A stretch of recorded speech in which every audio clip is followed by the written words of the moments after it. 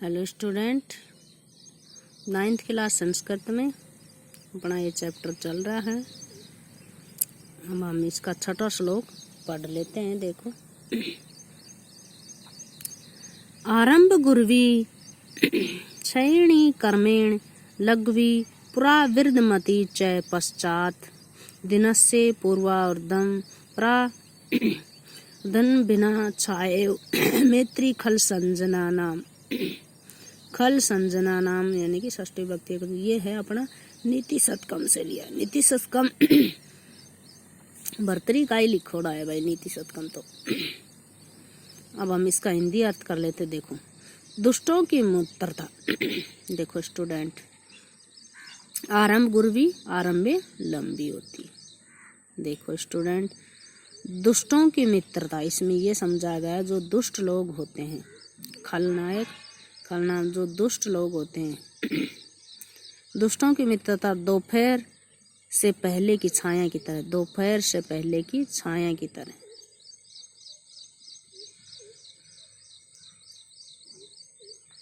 छाया की तरह, छाये दोपहर से पहले की छाया की तरह समान।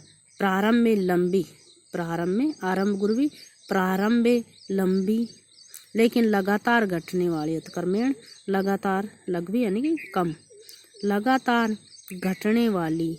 और तथा जो सज्जन लोग होते हैं, खल के बाद दुष्ट, और सज्जना नाम जो सज्जन लोग होते हैं स्टूडेंट, उनकी सज्जन लोगों की मित्रता दोपहर के बाद की छाया के समान।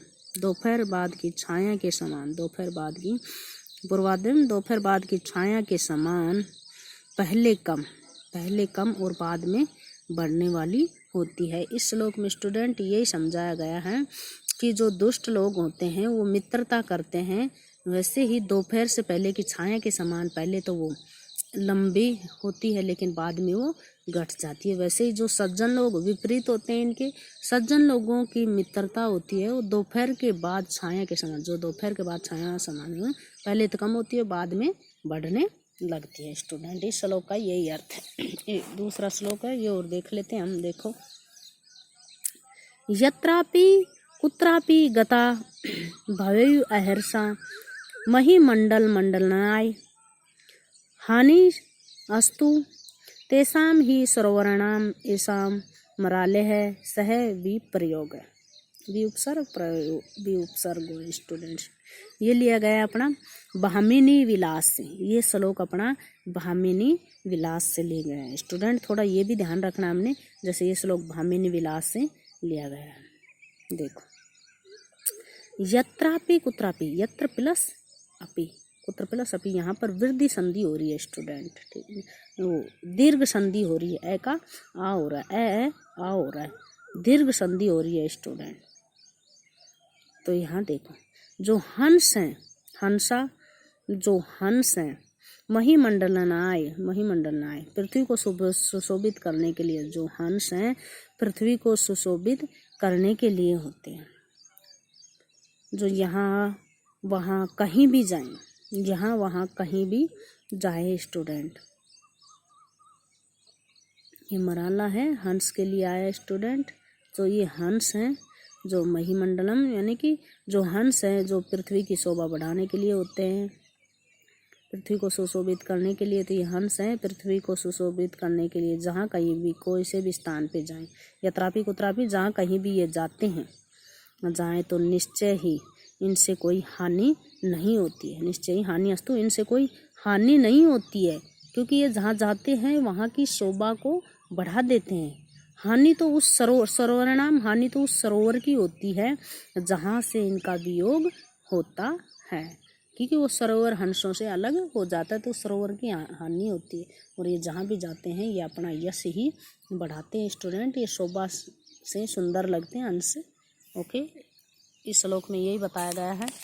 अपना एक श्लोक और है स्टूडेंट, वो और पढ़ लेते हैं। देखो, गुणा गुण यज्ञेषु गुणा भवन्ति ते निर्गुण प्राप्ये भवन्ति दोषाः आस्वादतोयाः प्रवहन्ति नदः समुद्रम आसादय भवत्यापेयाः। स्टूडेंट देखो इसमें बताया गुण गुणियों में रहकर, गुणा गुणेशु गुणा भवन्ति, गुण गुणियों में रहकर गुण होते हैं, और निर्गुण निर्गुण प्राप्य भवन्ति दोष, और निर्गुण जो बुरे लोग को प्राप्त कर वे दोष हो जाते हैं, बुरे लोगों को प्राप्त कर वे दोष हो जाते हैं। आस्वादेतुं प्रवहन्ति नदय समुद्र आदाद भवन्ते पेया, और स्वाद युक्त जल वाली नदियों का जल भी, जो स्वाद युक्त प्रवहन्ति यानी प्र उपसर्ग हो गया, वह धातु हो गया, लट लकार प्रथम पुरुष का बहुवचन है स्टूडेंट इसमें।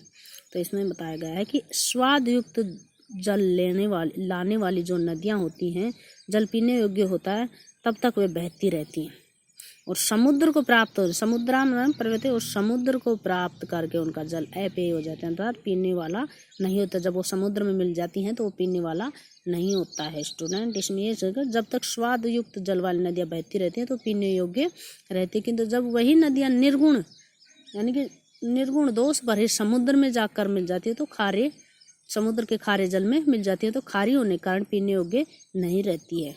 कि इसमें यही समझाया गया कि ये संगति का बड़ा प्रभाव पड़ता है, जैसी संगति में बैठेंगे वैसा ही होगा। तो इसमें नदी के द्वारा या इनके द्वारा हमें ये समझाया गया है कि गुण गुणियों में रहकर तो गुण होते हैं, जो गुण गुणियों में रहकर तो गुण होते हैं, लेकिन निर्गुण यानी कि बुरे लोगों को प्राप्त कर वे दोष हो जाते हैं, और वो ही गुण अगर बुरे लोगों के पास चल जाते हैं तो वो दोष हो जाते हैं, निर्गुण दोष हो जाते हैं। वैसे ही जो स्वाद युक्त नदियाँ होती हैं वो बहती रहती हैं, जो पीने लायक पानी होता है जल नदियों का, वो जब तक पीने लायक होता है जब तक वो बहती रहती हैं, और वही जल समुद्र में जाकर मिल जाता है स्टूडेंट तो वो पीने लायक नहीं होता है, क्योंकि वो निर्गुण हो जाता है, समुद्र में जाकर वो खारा हो जाता है, तो हमारे पीने लायक नहीं है। इसलिए जैसी संगति होगी वैसा ही असर होगा, वैसा ही बड़ा प्रभाव पड़ता है। इसमें यही समझाया गया है। ओके स्टूडेंट, ये चैप्टर अपना कंप्लीट हो गया है।